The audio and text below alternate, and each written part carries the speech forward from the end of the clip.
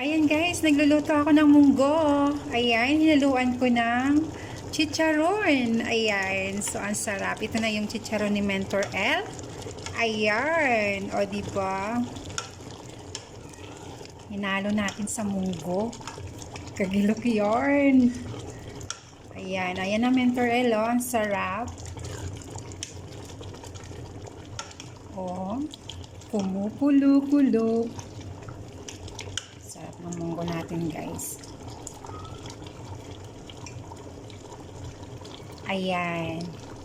So, manood lang kayo dyan.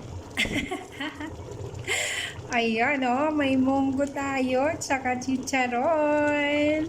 Pero, may manok pa rin guys. Ayan may manok pa rin halo yarn. Nawawala ang manok dito.